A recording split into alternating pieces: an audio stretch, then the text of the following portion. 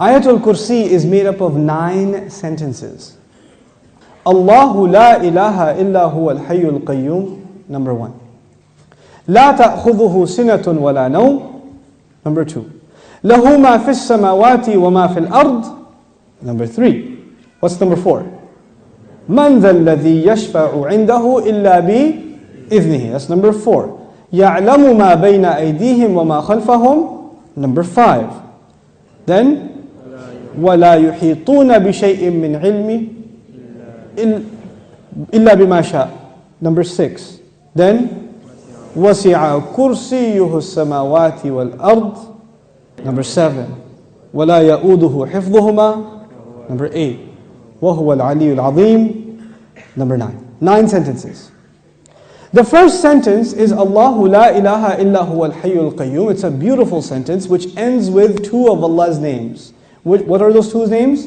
Al-Hayy, Al-Qayyum, the living and the source of all establishment. Everything stands and exists and is maintained because of Allah. What's incredible is that the last sentence, sentence number 1, has something in common with sentence number 9, which is وَهُوَ الْعَلِيُّ Azim. How many names of Allah in the last sentence? 2 names of Allah in the first sentence, 2 names of Allah in the last sentence. Okay. Before I go to the second sentence, let me tell you something about security. Security guards have a very hard job. But if you get a if you're in security, you have to sit in your booth. You have to stare at the CCTV for hours and hours. And does it move? It's the same picture. And you have to look at it for 12 hours, 8 hours. What tends to happen when you're guarding something? You tend to get sleepy. You tend to get tired. Allah Azza wa Jal says about Himself, لا تأخذه سنة ولا نوم.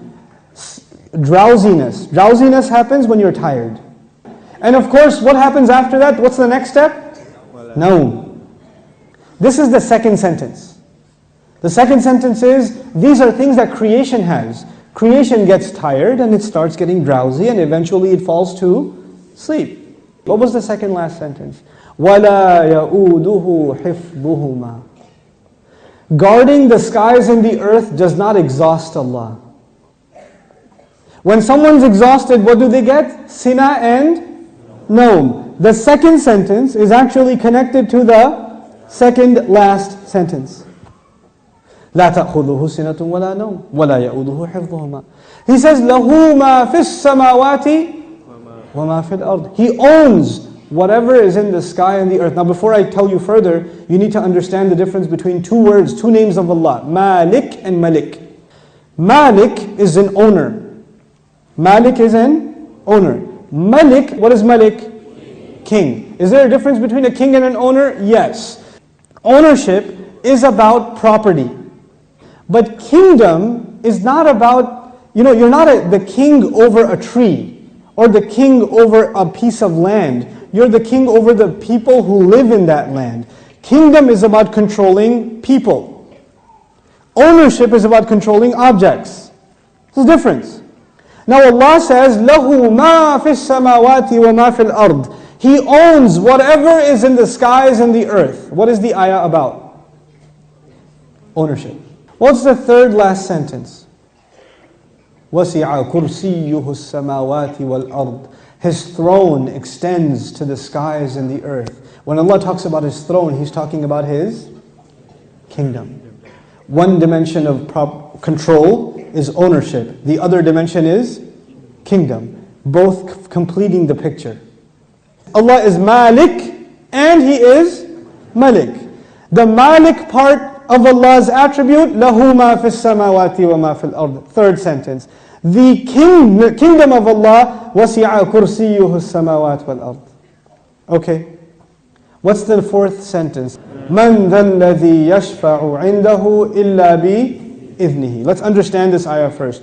Who will come and make shafa'ah with Allah except unless He gives permission? In other words, what is shafa'ah? Shafa'ah means you got connections. Shafa'ah means that you were about to lose your job, but your uncle is the manager and he came and said, no, he's with me. That's shafa'ah. On Judgment Day, we are in trouble possibly, and then somebody comes and says, no, they're with me. They're with me. Go easy on them, please. We beg Allah Azza wa Jal to qualify us for the shafa'ah of Rasulullah sallallahu alaihi wasallam. So this ayah is about nobody having any authority unless Allah gives it to them. وَلَا يُحِيطُونَ بِشَيْءٍ مِّنْ عِلْمِهِ. They know nothing, they can control, they encircle nothing of His knowledge. إِلَّا, except بِمَا شَاءَ. The fourth sentence and the sixth sentence are both about a statement about Allah and the only exception. The statement was, nobody has authority to make a case except whoever Allah gives permission. They have no knowledge except whoever He wants to give knowledge to. Otherwise they know nothing. The fourth and the sixth sentence are correlated. The first and the ninth, the second and the eighth, the third and the seventh, the fourth and the sixth. What's left? Middle sentence? He says, يَعْلَمُ مَا بَيْنَ أَيْدِيهِمْ وَمَا خَلْفَهُمْ. Oh my God, He says He knows what is ahead of them and what is behind them.